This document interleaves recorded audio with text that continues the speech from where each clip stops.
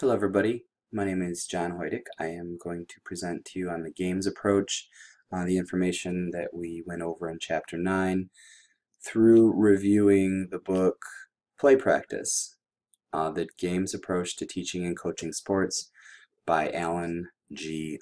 Launder. Why did I select this book to review? Well, inside the chapter, the author of our textbook actually recommended this book, and I still searched, and actually there was really only one book on the games approach. He has this book, and there's a second volume. I reviewed the first volume. And then I researched Alan Launder, and it turned out that he was and still is one of the innovators of the games approach and one of the main contributors to this movement. And it was only $10, so that sealed the deal. Preface, before we get into the book, just a quick review and a little talk about what the games approach is. The games approach versus a traditional approach to teaching a skill is quite different. In the traditional approach, as we learned in the chapter, you learn how to play correctly before you're allowed to play. And in the games approach, you're actually learning how to play correctly while you play. And it takes a lot of work, takes a lot of preparation, but it keeps kids and people involved in playing the game, which is the real reason why you're playing the sport in the first place. So, to summarize the book in a couple sentences, I've come up with, through laying out the history, principles, and methods of the games approach, Alan Launder is doing everything he can to provide educators with skills to help keep people active participants in organized sport and recreation throughout their lifespan. The book Play Practice is essentially a book about how to ensure sport is made more meaningful to students and athletes. Launder begins the Play Practice book by getting into where the games approach came from. This isn't necessarily a new approach. It began with roots down in the 1980s, where people came together in England trying to discuss what they were seeing with burnout in sports through kids dropping out and not being interested anymore, and why was that happening, and what could they do to reverse that. So what they came up with is actually reverting back to why people actually play the sport in the first place, and coming up with an idea as to how you can make the whole process more enjoyable and keep kids involved and keep people involved, so essentially they can make their end goal of playing throughout their whole entire life. So he kind of summarizes that idea by saying play practice turns practice into play by using games and challenges in one form or another to create realistic and enjoyable learning situations. And from there, he gets into some of the technical aspects of how you do that, and that's kind of recreating game environment situations, putting kids into positions that mimic game situations where they're going to be using a specific skill. And again, to kind of summarize that thought, he says, to become an effective performer, a learner needs plenty of perfect practice under conditions as similar as possible to the environment in which the new learning will be subsequently applied. So again, having the experience as closely related to what you would see in a game and practicing from there. We then get into the theory base behind the games approach, and that's basically how does it work. First thing you want to do is basically take on what are known as the three strands of knowledge, and here you're going to say, okay, what do the people want to get from this sport experience? And then you're going to, basically plan from there.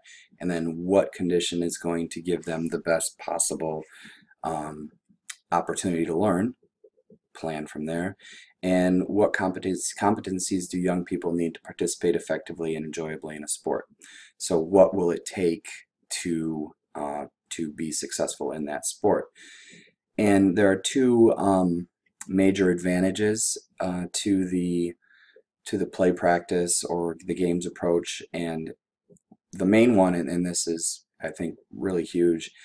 Um, it's all about playing the sport and really why you got into it in the first place and keeping that feeling alive. And secondly, that it's not a curriculum. Um, there's no set rules. You don't have to follow this, and this. You can have a traditional approach, and you can, incorporate a games approach here and there. There are also two major disadvantages to the play practice approach. And the first one is that it's a lot of work. It takes a lot of time and effort to put together lessons that are going to be focused on the specific skills that you want to work on inside of a games approach. And it also might seem chaotic in the early stages, and other people might not really, recognize what's going on, and might kind of give you the this isn't the way I did it when I played kind of thing. So there could be issues there. But there's three fundamental processes when you're putting together a games approach. And first of all, it's the shaping of the play, and you're going to be changing the rules, changing the field size, changing the goal size to either, encourage success or specifically work on something. And you're going to focus play, which is basically designing games that work on a specific thing. If it, is bringing three kids inside the key to, work on a rebounding drill, rather than just, throwing a ball up there and having one kid do it over and over, putting the kid inside of a game situation, and enhancing play by adding challenges, making things more fun. Now, some pros and cons of the book. Lots of pros. This is an excellent book or a guide for someone who's looking to adopt the games approach. I mean, essentially it's a textbook, so it really lays out everything you need to know about getting into this. If you're in the PE profession, as I am, I mean, I'm using this stuff every day by modifying games and modifying rules and this and that. So the amount of information in there for someone like me is amazing. And I really enjoyed the fact that the whole focus of this program is on lifelong participation. It's not focused on short-term success or goals or medals and these extrinsic things. It's definitely more focused on getting people to play sports, be involved, and be active throughout their lifespan, which is essentially the whole purpose of what I do. So definitely made a connection there. But a huge thing too is that half of this textbook is basically guidelines and lesson plans and practice plans for all kinds of sports and different sports scenarios. So huge resource. And a con of the book is that it's very technically written, and for someone that doesn't like to read textbooks like myself, it was tough to get through a lot of it, even though, it was pretty interesting. And that made it seem contradictory to me, where you're saying, hey, let's, make things more fun. Well, I'm going to write a book that's terribly boring, but, it's good. I had planned in here a video for an example of a games approach. It is a squash coach showing a different shot to a player, and it's pretty cool. So it's called Squash Deceptiveness. If you get a chance, search it on YouTube.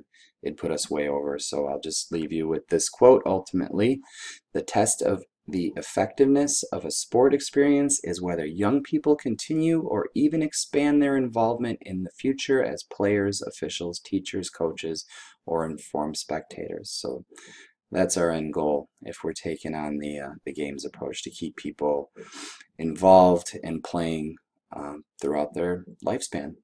So the question is, based on the information presented in class and what I provided here, is the games approach to coaching and teaching something you may start incorporating into your coaching or teaching duties? Why or why not? Thanks for your time. Thanks for watching. I hope you enjoyed it. Good night.